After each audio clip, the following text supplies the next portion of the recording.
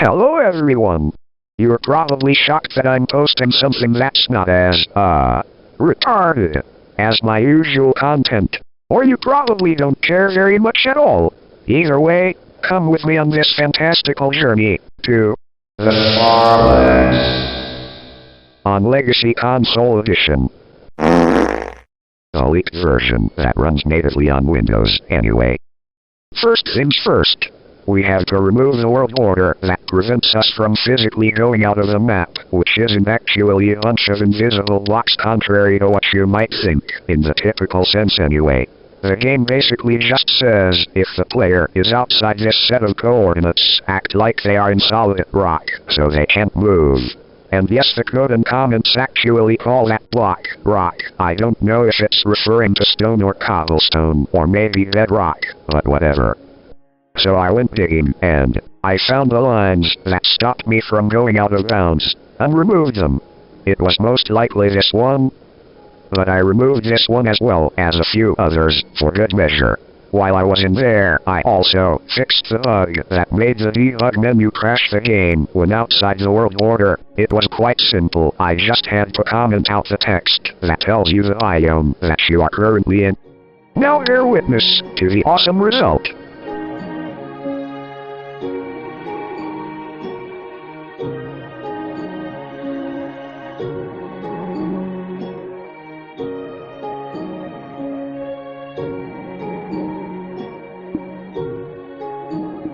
Very nice.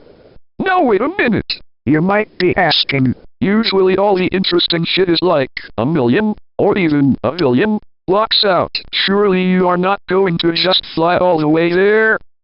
To that I say, of course I'm not going to fly there. We are. No, I'm just kidding.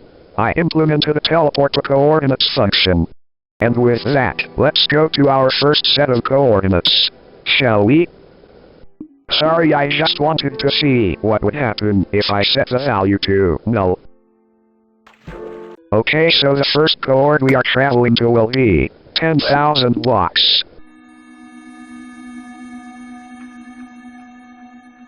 As you can see, it's the typical infinite ocean type thing for this version. Oh, and by the way, I actually had to patch the render limit that was at about 4,000 and something if memory serves. I forbore the exact value. My bad.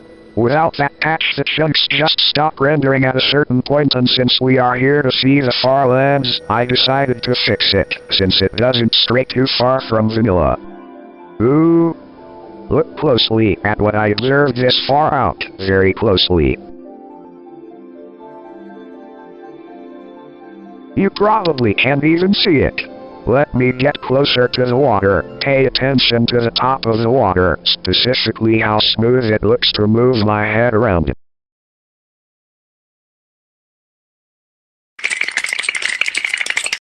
Yep, that's right.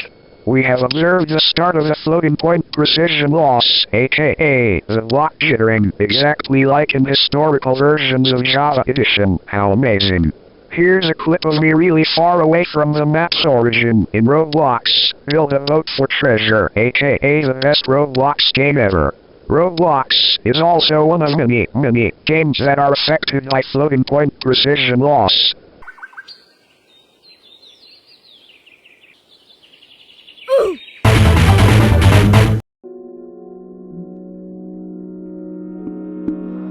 Nothing new.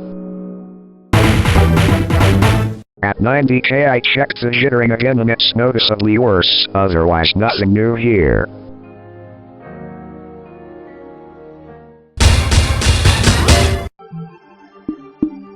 Nothing new. Nothing new. Wow.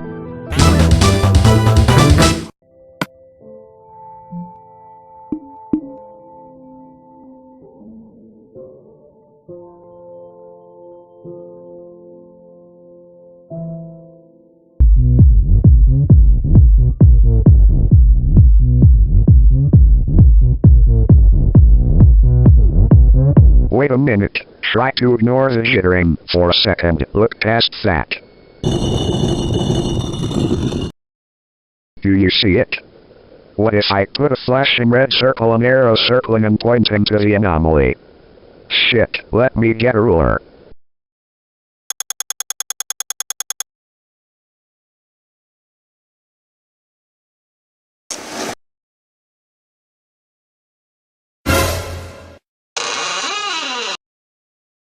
Just as I suspected, vertex imprecision. I didn't notice it before, but I did just now. At 750,000, the blocks are not even cubes at this point, but I expect it to get worse. Much worse. 1 million blocks.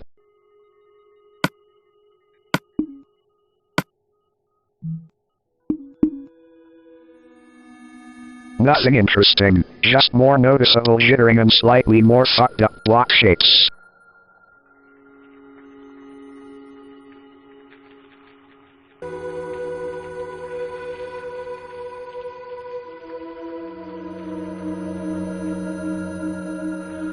I'll try spawn a chicken and see what happens.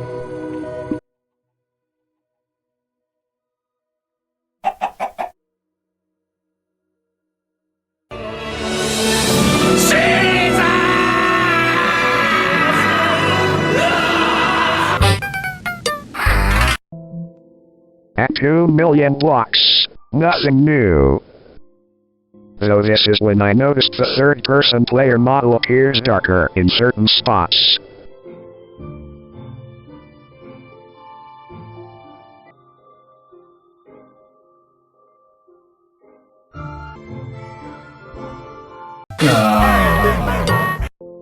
Don't mind me, I was distracted by this cool hill.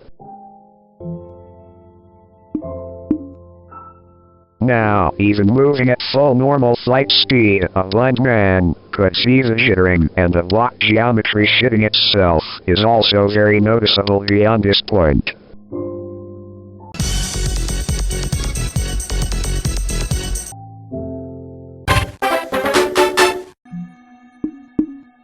At 8 mil, the water, and the stone, for that matter, looks like it has waves, because of the block shapes. Personally, it actually reminds me of E in Dev, block geometry precision loss, down to the damn near identical infinite ocean illusion with the island world type.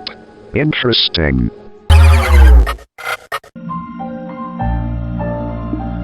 At 12 million, at this point I realized that the block jittering was so bad that the terrain shifted only every 1 block traveled, or rather slightly over 1 block, meaning that the distance it takes to see yourself move relative to the terrain is officially more than a block. Here's a Java Edition example with actual terrain so you can better understand what I'm saying. For our next set of coordinates, I will input the coordinate where the famous Java Edition Farlands appear.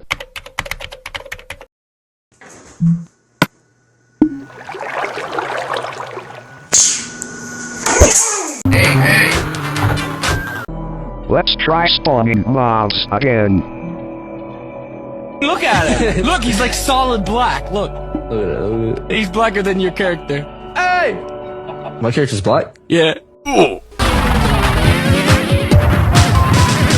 This coordinate you can probably already tell is special, since it's a very specific number.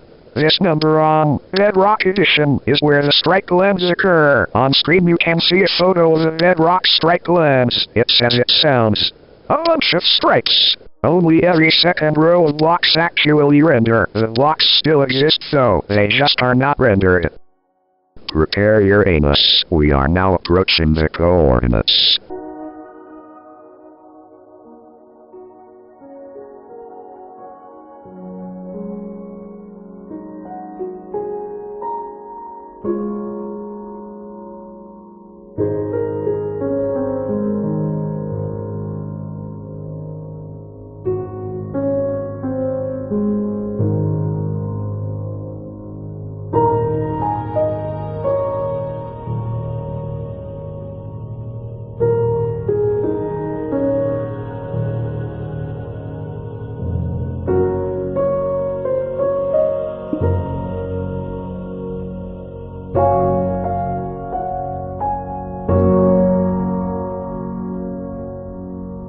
Holy shit!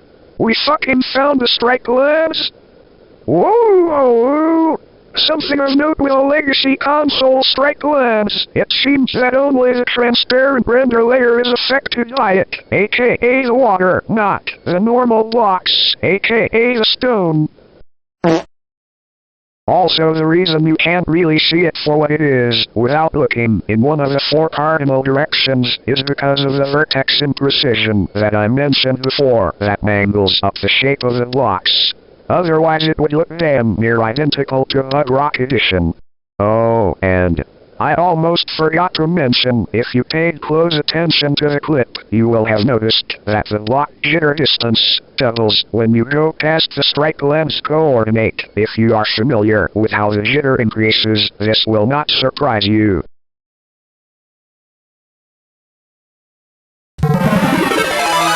Okay, so with 30 million, there is actually a reason to suspect the difference, and it's not because of something to the power of something bullshit. Rather, it's this line of code that purposely sets the max level size of the world. This is a classic Mojang limit they like to set, because on Java Edition, from Beta 1.8 through Release 1.2, is when if you would go to 30 million blocks out, the world would no longer be solid and you would fall straight through the world.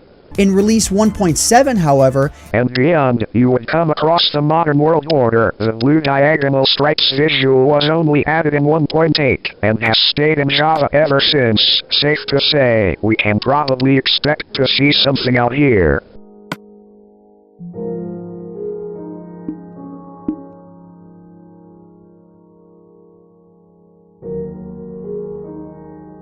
Well, it seems like the block lighting does not work from here on out.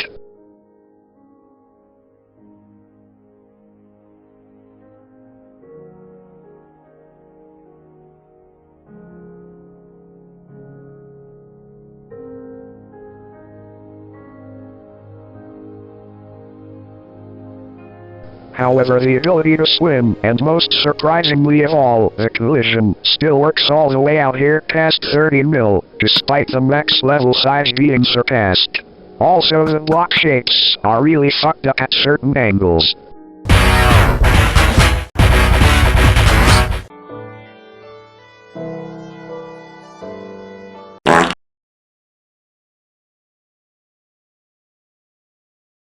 Oh shit. Okay then.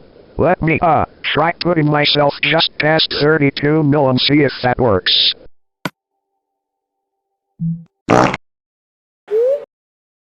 Oh, for fuck's sake, that's even worse. Well, unfortunately we cannot go any further. Sorry. Actually, never mind, I found the exact line of code, by complete accident, that prevents us from going any farther. Like the last interesting value, this too is set on purpose by Mojang. The reason it kicks you from the world is because you are in an illegal position. Well, unfortunately for you, Bucko, rules are meant to be broken.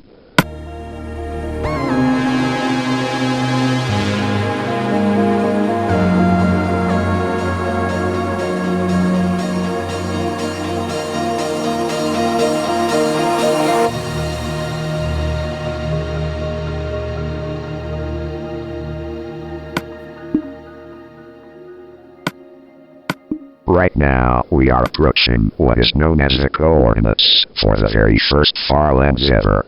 The Dev Farlands, aka the giant stone wall. Let's see what we find, shall we?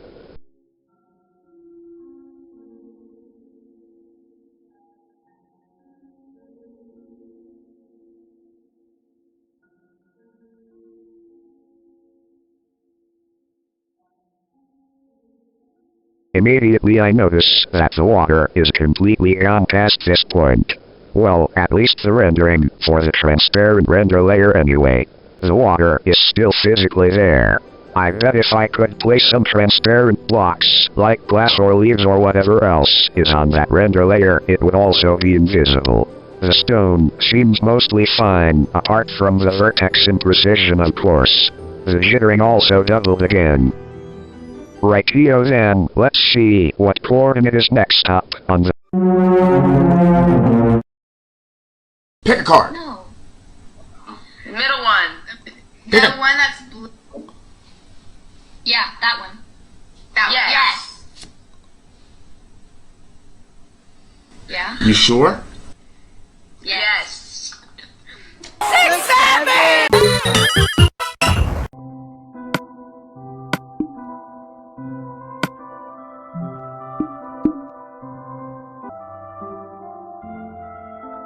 At 67,108,864 entities completely stop rendering, that means mobs and items, etc.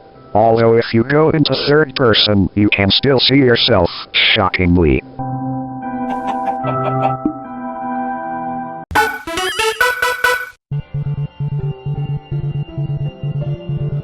At 75 million, nothing really interesting, apart from the fact that the block jittering seems to only happen once every 8 blocks. That's a pretty big gap. Wow. Literally nothing, except the jittering only shifts the world once every 16 blocks. Holy moly. La, la, la, la, la. La, la, la.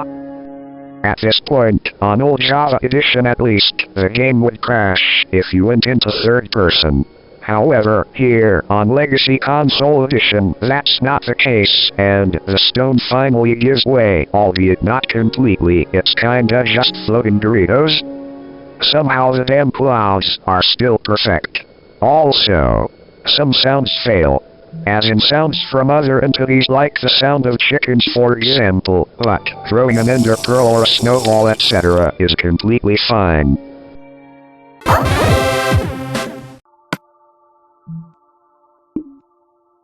At these cores is where the old Java entity shadow limit was, and there is literally nothing here.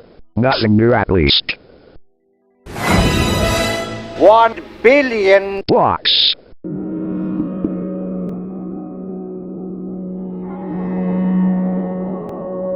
Call me crazy, but I think the stone is long gone, visually anyway. The collision and the ability to swim are still intact. Insane in the membrane.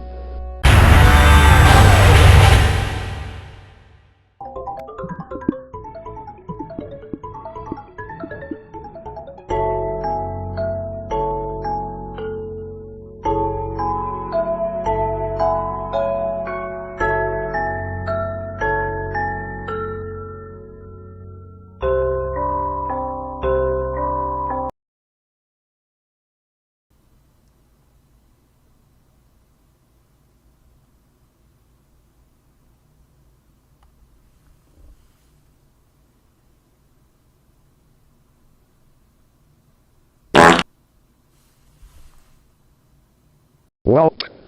What can I say? That's the 32-bit integer limit. The max number the game's coordinates will accept. Trust me, I tried to get past this, and I'll show you in a bit. Basically what happens is any number outside of the range of the 32-bit integer limit wraps around. Think of it like a conveyor belt. So if I do 3 billion for example, which I did, the game would wrap around to the negatives and put me at exactly this number. And if you are not in the same range I was in, to the 32-bit limit when I crashed, you will not crash, even if you do an overflow or an underflow. Showing you an over or underflow would be indistinguishable from just manually entering those coordinates, so I won't bother.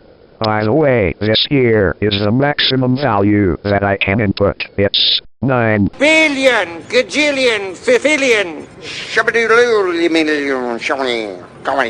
aka 9 quintillion, but with only 9s, so basically 10 quintillion minus 1. Any higher on Visual Studio gets mad at me. Well, there you have it. That's what the Farlands in Legacy Console Edition look like. My work here is done. Goodbye.